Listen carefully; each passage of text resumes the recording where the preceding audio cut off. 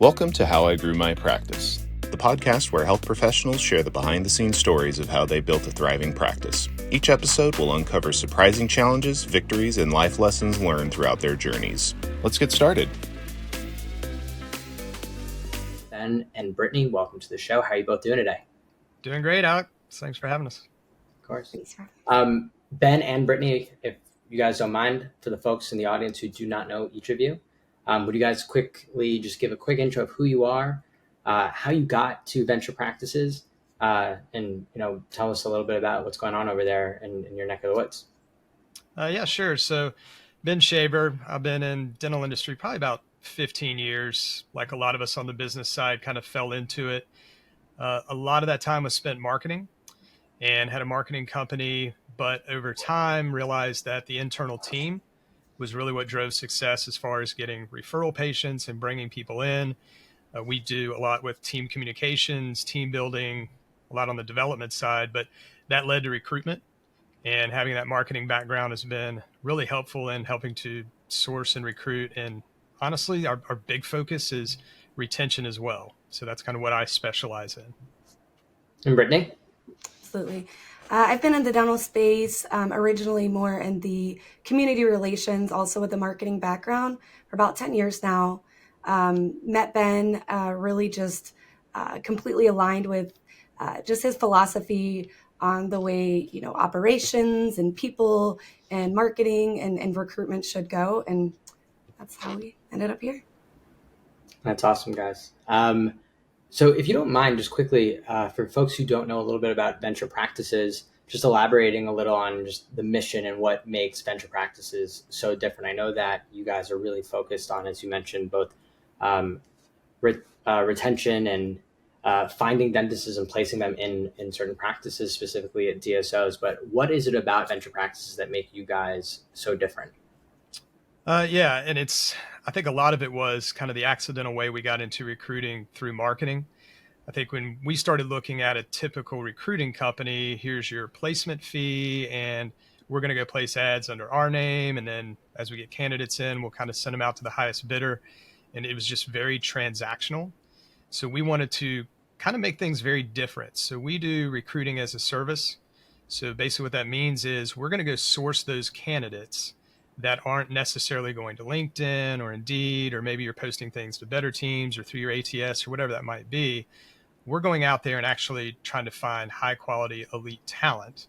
And then kind of from there, what we realized was, okay, we got to be able to keep this talent. So I think a lot of people are like, we don't care if you keep it because we'd love to come back and re-recruit. That's not our mission. Our mission is for you to have great teams. And also, how do we get them to culturally fit? We use a lot with DISC and value assessments. So I got certified in that years ago, just completely because great communication in a practice means there's great leadership. Everybody knows where they're going, have their own agreements. So you can retain those really great doctors that you spend a lot of money for. Brittney, did you want to add anything there? Yeah, no, exactly like Ben mentioned, that we're really focused on getting the right fit for your practice and just making sure that it's more of that long term instead of just getting a warm body, making sure that everything just aligns. And that there's just a huge market out there for those that are not actively seeking, that are willing to, explore the right opportunity. So. Yeah, I'll add real quick to that, Alec, if it's okay. It's Please. kind of like in marketing, you can go out and advertise for patients, do your SEO, do everything through Google, pay-per-click, all that. But that is only going to be for patients that are actively looking for a dentist, which is generally, a pretty small percentage. But when you go and you do direct mail and you brand yourself really well, you're going to get those people that may not know you, that eventually they'll come to you. So a lot of what we do on the recruiting side is duplicate that by creating brand assets. So people become very attracted to the practice, and they may not be ready to jump now, but somewhere down the road, they may want to. So bringing a lot of branding and marketing into it has helped as well. That's really cool. I mean, and as a marketer, that's what we would call is like creating demand, right? And that's selling a problem to somebody they didn't know that they had, and Right. Getting your brand out there to say, hey, this is something that maybe you should consider. So when you're advertising to an associate or lead dentist, what are kind of the key messages that you're putting out there to pique their interest so that they're aware of venture practices? Yeah, and usually we're going to work for the actual. But a lot of what it is figuring out what they're currently doing and maybe even unwinding some of that. Sometimes just rewriting their ads Brittney, you did that a couple weeks ago with a hygiene ad. They hadn't had a candidate in 3 or 4 months or something ridiculous. Mm-hmm. And then you rewrite the ad and add 2 candidates and they ended up hiring somebody. Mm-hmm. But it's really more looking at the overall picture. Like I said before, does the website really speak to them that this is a practice I want to be in? Does their social media look like a culture that they want to be in? So we do a lot of that. And also we look at what are you doing when they come in to interview? And, do you send out, a lot of people now send out boxes after somebody's interviewed that they like, that might have local coffee or just local thing, just these little kind of just triggers at the end of, we really want you. We're really thinking about you. We don't need a warm body. And then of course, just making sure we've put together the right culture fit. Brittney, you want to add anything there? Yeah, no, I think Ben is spot on with all of that. Just making sure that, they're able to envision themselves in that practice. Going back to, what sort of messaging, that really just depends too on what is that practice looking for? What is their ideal associate? What's going to be the best fit? But it can be messaging towards just questions that they would typically have during their first interview. How many operatories, how many hygienists, what are the Google reviews, the area, just some information on the demographics, operationally. And then also just, who are the key leaders there? Who are the other doctors that they're going to be working with? What are their personalities? So we try to encompass all of it in one. It really sounds like a very, you're putting together an extremely elaborate content strategy to ensure that it sounds like you're answering all of the hard questions that dentists inevitably have to have answered before making the decision to sign on and join a team. Yeah, and we're trying to do that up front, right? So that we don't get this back and forth. As we've worked more and more with DSOs over the years, those leadership teams, we always think there's just these huge admin people there, and it's not. It's a very lean leadership team that does need support, and just being able to help them get that and go a step further, that's brought a lot of success. I have to ask, as someone who works at Next Health, we're constantly thinking about how technology enables the team to move with a little bit more speed, agility, makes the lives at practices easier.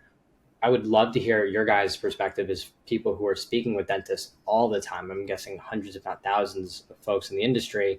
How does technology fit into their thinking about joining a practice? And Brittney, I'll let you take this one here in a minute, but I was just going to say a lot of that too is they want the technology for sure, but they actually want the mentorship so that they know they're utilizing everything and being as effective as they can be and being efficient. So lots of times you've got the people element with the technology, but I don't know, Brittney, do you get a lot of questions about what type of technologies in the practice? Absolutely. If their focus is more implants, they want to know that there is that high technology, or that you're willing to explore, getting additional technology there. So that's definitely something that they're looking for. So it sounds like leveraging technology is a part of a brand that says we're thinking about your future, something that's modern, something that they can grow into as well. Oh yeah, technology is definitely a big thing, but it depends. It's so different for each person. I think is a better way to say that. And totally dependent on the practice and where it's located and which type of patients are coming in. I'm sure it's a total, affects how they think about technology in so many different ways. Yeah, they're going to be paid on production, so for them, they want it to be as efficient as possible. So I could say this: it will work against you if you don't have the right type of technology. Right. Absolutely. It's some of almost like a table stake. Mm-hmm. So you're thinking about, from a recruitment perspective, it's having a strong content strategy, leveraging platforms that dentists are spending time on, trying to get the right message in front of them at the right time, whether that means joining the second or just letting something linger and have them think about it in the back of their head over time. Ultimately, that then leads to them signing and onboarding, which kind of leads into the back half of the conversation on retention. Mm-hmm. How does venture practice think about like a healthy onboarding process for dentists to join practices? I think the biggest thing there, Brittney and I both, this is kind of where we start to merge together here, is you just have to be organized. You have to be completely clear. Roles and responsibilities have to be defined. I'm not saying you have to have a pecking order and an org chart, but one of the greatest things I ever heard about associate dentists is you can't outsource leadership. So if you're a DSO and you're sitting there thinking, okay, we're going to put this person in there, but we're going to take care of all the employees and all the important stuff, they still have to have some sort of leadership capabilities. So during that onboarding process, it's important to kind of test that and see what they have. If they don't have that, who else in the practice can step up and fill that role? Is it an office manager? Is there team leads? One of the things that we're encouraging now, and I think this is a differentiator of what we do on the retention side, is we get creative and we just say, what does it need to look like? So for example, we had a client the other day, and one of the things we came up with for them was having an associate advocate. So a senior doctor that comes in and spends that first couple weeks with them, maybe even a month, checks back in with them once a week, and really helps guide them and make them understand, what they're looking for. Because everybody says you have this clinical autonomy, which in a lot of cases might be true, but you've still got the services you provide, and there is limits on that. But they, like I said before, they want mentorship, they want to learn, and that has to be part of the onboarding process. Brittney, do you want to add anything there on onboarding? Yeah, just with the onboarding, if somebody is relocating to the area, that associate advocate is very vital to, helping them understand the area, showcasing that, you do care about them personally, professionally. They're making a move to maybe a new location. So introducing them to different apartment complexes or introducing them to a realtor in the area, but just allowing them to settle personally as well. So. That makes a lot of sense. So I guess even now going past onboarding and assuming that they had a healthy onboarding, I love this idea of pairing them with somebody who is already at the organization and kind of being able quickly to answer questions, give feedback, right? Having that, I think, even at Next Health was extremely helpful in my onboarding. Mm-hmm. But as we go to retention, obviously your goal is to get dentists to leave where they are, to come and join the practices you represent, and then to not let that happen again, right? So trying to keep the back door from closing. So what are your retention strategies to keep, both lead and associate dentists happy over an extended period of time? Yeah, the biggest one we deploy is the team communications training. So lots of times when a new associate's coming in, we'll do a team communications workshop, or at least kind of go through with that particular person.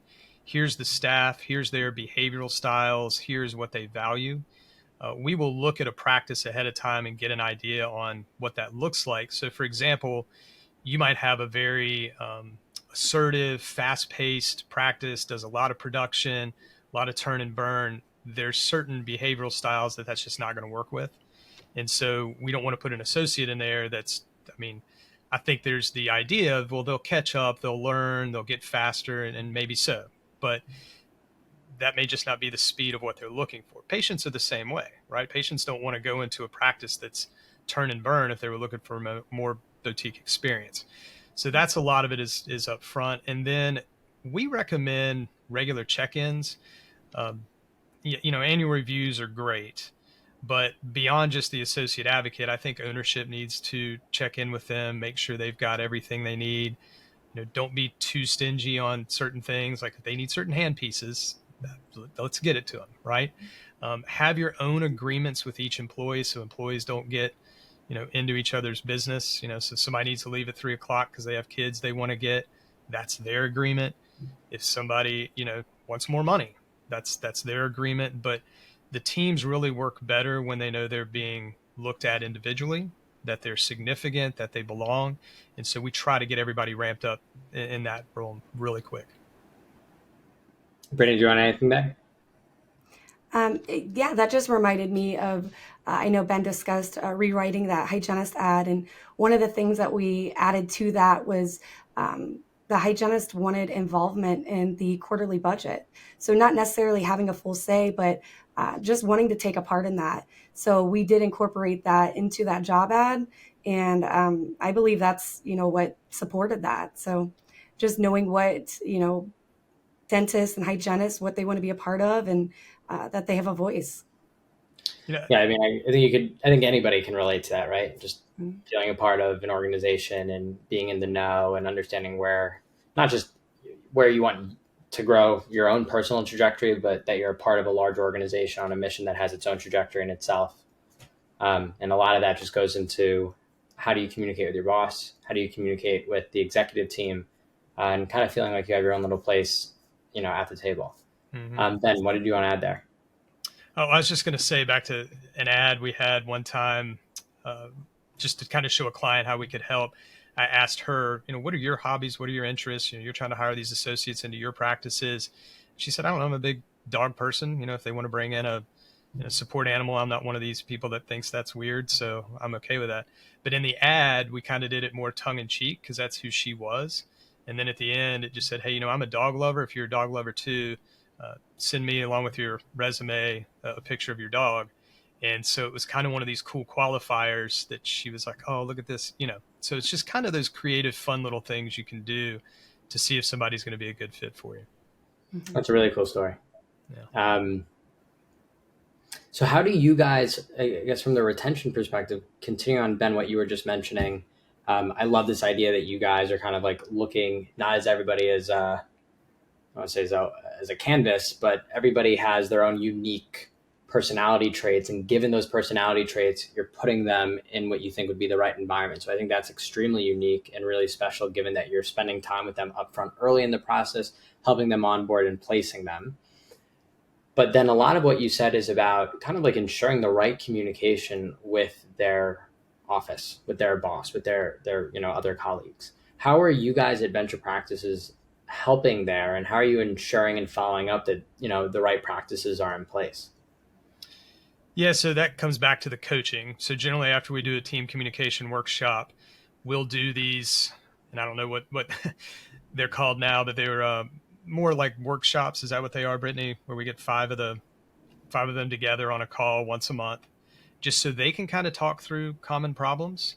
And lots of times, if there's that associate advocate, that person, that's helpful. And usually it doesn't come down to team things at that point, because we've onboarded them correctly. They sort of know, they're not complaining about team members. They're ready to go, right? Like, they took this job. They want to get in there. They want to do a good job. They want to serve patients, and they want to make money. And so they're talking to their colleagues on these calls about how better to do that. And usually it's, we don't have to do a lot of support there. They support each other. So I think that group kind of helps, that sort of having that colleague support. That sometimes can be your best asset. I tell DSOs, you don't even have to have us moderate that, but make sure you have that available to you. So it sounds like Practice Ventures is really acting as, to your point, a moderator until a point maybe if you guys can take a step back when you think things are like really in a healthy cycle. Does that sound right? Yeah, and to add to that, Brittney will even follow up with them 90 days in, get that feedback that they're more comfortable giving to her, right? Because she's that third party, versus they're going to talk to the operations manager and say, oh, no, everything's great, love it here. But then they're secretly like, I'm not loving it. So Brittney can then, in a really nice way and successful way, broker some communication there. Absolutely. Another tool with the retention is, I know Ben mentioned the DISC and values. Just knowing what they value too helps with retention. You want to talk on that a little bit more, Ben? Yeah. Everybody's heard of the DISC, but we actually add that values section to it, because if somebody's a big altruist, let's just say, and they're all about people, then these are the people that might go to those farmers markets on Saturday morning. That's an itch they like to scratch. They want to grow the practice that way. They'll be in the environment. Some may not. Some may be more economic driven, more about practical results. But knowing what they value, you can kind of cater that. Even in those value assessments, work-life balance, we can see if that's, somebody values that. And, what's going to kind of make them hesitant as well. So we've had numerous times where people are like, I don't need more money. I just need a pat on the back. Yep. That's important to know, right? And they'll take the money. Don't get me wrong.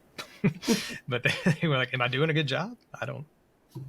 Then just I've done a DISC before, but just for folks, if you don't mind, just explaining a little bit more in detail of DISC and why I think it's actually such a really strong tool and how it correlates back to retention. If you could just connect those dots for folks, that'd be really awesome. Yeah, absolutely. We do this with every client that we start with just to get an idea of their communication style.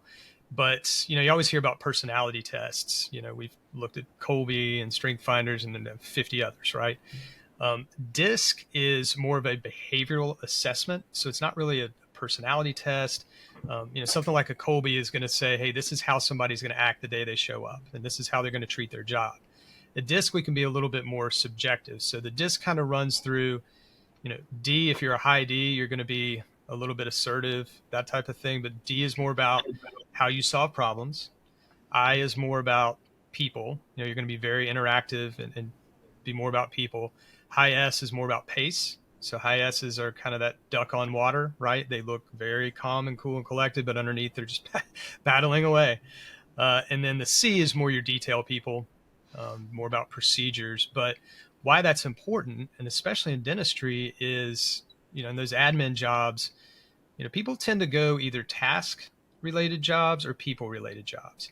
So when you've got somebody that's supposed to answer the phone and convert a new patient and then turn around and also file insurance and take care of some of these task-oriented jobs, that stresses them out. And if they're stressed out, they stress out the other people in the office, right? Knowing that a dentist is a low economic and a high S, they're going to be very, very loyal and not demand a lot of money. So we kind of call that a little bit more of a passive associate. So you're going to be able to keep them for a while, but that higher D, higher economic, higher political, that, may want to go start their own practice one day, they're going to be a big producer. So there's caveats both ways, but that's how those assessments really do help you determine what you need in that practice and what type of practice it is. Hopefully that was a good. Yeah. I mean, I love that. It's kind of this idea of lots of candidates come with pros and cons. Those pros and cons are all based off of who they are as individuals. Yeah. Right. So to your point, having, a dentist who may be a little bit more quiet, may less economically driven, may have longer attention, but you actually may get more out of somebody who is so hungry, but that may come with personality caveats that may not fit the location that you're placing that dentist in. Yeah, I'll give you one more example. If you're a high altruist, you're going to give away a lot of dentistry. So if it's, and that might not be a bad thing. Again, it depends on the practice, right? Because if you're trying to be community-based, people are going to love that. And you can put up some guardrails to keep that from happening, but just knowing that that's that person's typical behavioral style helps you kind of lead them versus manage them. I think it's so cool. I mean, we could do a whole conversation on how different DISCs fit different practice types. Right. 26,000 different behavioral styles. So you can't put people in a box, that's for sure. Well, I think you're describing that there might be 4 boxes. Right. But everybody's got a little bit of D in them. And, you're still going to get mad when somebody cuts you off in traffic, right? Even if you're a low D. So it's there. You can access it when you need to. That's right. I think it's very cool. And it's really unique that you guys are spending so much time getting to understand folks, not just in an interview process, but actually having them take a formal assessment and then having not just a qualitative lens on who these individuals are, but as you grow in aggregate, you can actually start seeing trends given the different types of DISC assessments that are being filled out and saying, oh, we understand that this DISC assessment individual fits really well over here. So I think that's extremely cool. Yeah, I'll say one more thing on that. It helps with predictable conflict too. So we had a situation where we knew this associate was probably going to conflict with the office manager. So being able to come in and understand where that was going to happen and how it was going to happen and have both of them understand it kept that from getting bad at some point. So that's another good benefit of it too. Yeah. I mean, for those listening out there, it's almost, I'm kind of sitting here thinking, well, probably makes a whole lot of sense for most dental practices to be asking their employees to probably fill out something like a DISC. Just given how, if you think about a dental practice, I mean, I don't want to use the word family because it's a choice. It's you choose to work at a location, but you spend every day in a very tiny little environment with these individuals, and having empathy and understanding what makes people tick, what makes people excited, I think really goes a long way. And obviously those are things that you get to know with people over time, but having an assessment done early on really, I think, it forces you to almost take the right step in the right direction earlier on as people build relationships over time. Yeah, it's a great tool for patient experience as well, right? Because if you know somebody's high D and assertive and they just want to get out of there, they just need the bullet points, they're going to sign it and do it. Somebody's a high S, they need, or high C, they're going to need you to explain a little bit more. So, and you can observe these behaviors and know that, and that just makes you a lot better communicator. And nobody likes to say sales and dentistry, but helps you, get more treatment planning. That's right. Ben, Brittney, we've covered a whole lot on what it means to recruit individuals to practices. And I think you guys have a really unique spin on the marketing lens that you guys bring to that.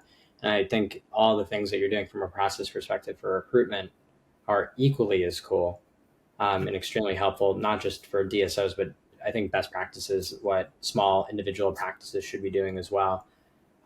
We are at the 25-minute mark. Do you guys have anything else that you wanted to share with our audience today?